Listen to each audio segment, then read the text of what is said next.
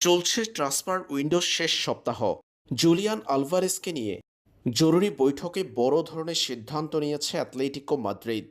এদিকে ট্রান্সফার উইন্ডোর শেষ সপ্তাহে আরেক আর্জেন্টাইন তারকা এনজো ফার্নান্দেজকে নিয়ে গণমাধ্যমে পড়ে গেছে হইচই।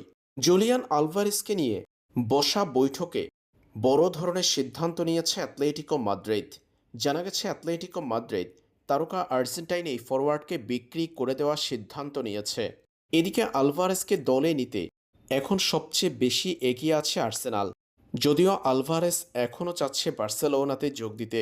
আর্সেনাল জানিয়ে দিয়েছে, যদি আলভারেজ তার সিদ্ধান্ত পরিবর্তন করে আর্সেনালে যোগ দিতে প্রস্তুত হয়, সেই ক্ষেত্রে অ্যাটলেটিকো মাদ্রিদের চাওয়া দাম অর্থাৎ 150 মিলিয়ন ইউরোর বিশাল এই মূল্য পরিশোধ করে জুলিয়ান আলভারেজকে দলে নিতে পারে তারা।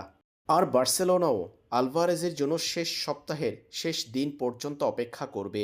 এদিকে ট্রান্সফার উইন্ডোর শেষ সপ্তাহে এসে আর্জেন্টাইন তারকা এনজো ফার্নান্দেজকে দলে নিতে অফিসিয়াল বিট ম্যানচেস্টার সিটির।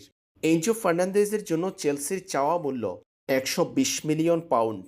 ফাব্রিজিও রোমানো জানিয়েছে, ম্যানচেস্টার সিটি চেলসি থেকে আর্জেন্টাইন তারকা এনজো ফার্নান্দেজকে দলে নিতে ট্রান্সফার উইন্ডো শেষ দিনের আগে অফিসিয়াল বিট করবে।